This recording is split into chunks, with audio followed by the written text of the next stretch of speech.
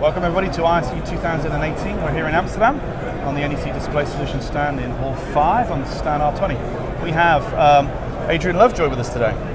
Hello, how are you doing? Good, thank you. This is the first time we've had you on the show. Adrian Lovejoy is Exterion Media, which is a big out-of-home company you must know, won the TfL contract in other places. Mm-hmm. Big in Europe as well as the UK. And your we're across 5 markets. 5 markets, really? Yeah. The UK and 4 others in continental Europe. Netherlands, France, Spain and Ireland. Yeah, I think people in the UK who may be watching this wouldn't necessarily know that, but that's great. You're a service delivery director. That's right, yeah. You've been to the show a few times. Yeah, this is my 3rd time here. Yeah. So it's now a regular for me. It's just a brilliant opportunity. A number of my team come as well, so it's a brilliant opportunity for us to network with all of our key suppliers. Right. When you walk around with that big badge, do people jump out into the lanes and grab you and pull you onto the stand? I keep quite a low profile generally, so otherwise they probably would do. They would do if they knew who they were. You can pick and choose a little bit then in terms of who you'd like to see. But no, it's a really valuable event for us because you can see so many people at a pretty senior level and talk about your plans and things you're working on. Right. So Exterion Media have been pretty go ahead with the digital stuff, pioneering loads of things from the old days of the digital escalator panels to Crosstrack projection, digitizing almost everything. So tell us a little about... We've got so much of that going on now, not just for Transport for London, obviously Crossrail. The Elizabeth line's coming in December.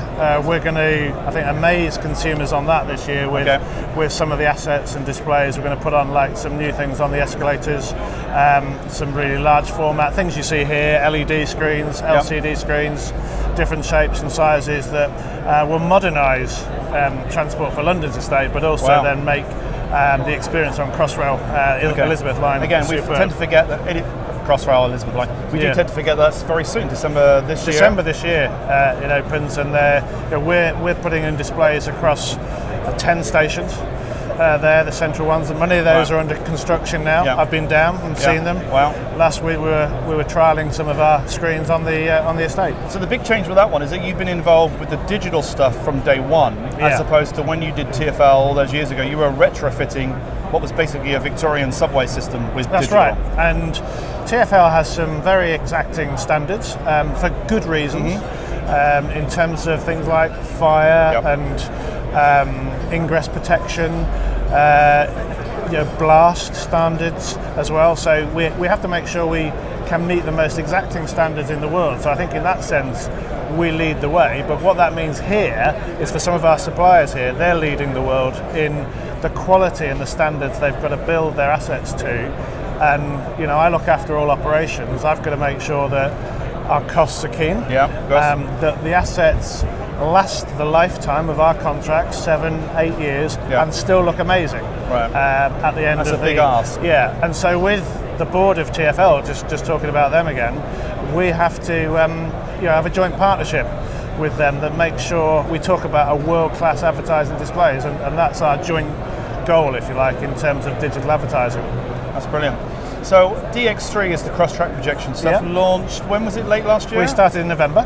November last year. That's something we worked with NEC. So how did that come about? Because you'd done Crosstrack projection before. Yes. On a limited scale. Yeah, so we had about 128 displays across mainly central zone 1 stations. Right. But the technology had served its life. Okay. If you want to talk technical, they're about 4,500 lumens in brightness. So we weren't getting really the advertising interest anymore that we got originally. So I guess they were bulb related. I guess. And these are still bulb as well, but the new ones are twin bulb. So they're dual bulb, 13,500 lumens capability. So we've already now put 50 up on site. We started in November. We've had a range of advertising brands, new ones, whether it's Jaguar. The media specialists have taken real interest in that. Absolutely. Really? We've had some really good feedback from, particularly one of our big agencies is Kinetic as well.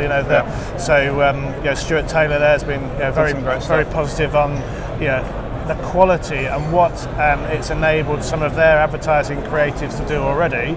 But we're seeing advertisers across all sectors, so from travel to luxury end cars and watches, and even dynamic content. The Sun, Celebrity Get Me Out of Here. You'll know about that one. Some of that as well. So it's playing to a whole range of audiences, but the feedback from consumers has been amazing as well. So we've done, our marketing team did Vox Pops with just the travelling public. What do you think of the adverts? And they're saying it's modernising the environment. It gives me something to do, look at. something to look at. It attracts me. It makes my journey a bit better. So we didn't necessarily expect some of that reaction, but it's serving all sorts of good purposes and outcomes, and we're looking now to expand that with NEC and increase the number that we've got on the estate over this year. So it's been a roaring success so far, but not without its technical challenges, and that's why we have a good partnership with NEC, because it is a proper engineering challenge to manage that heat and that brightness in a confined space, and keep it accessible and maintainable. Okay. Adrian, thanks very much for your time. You're welcome.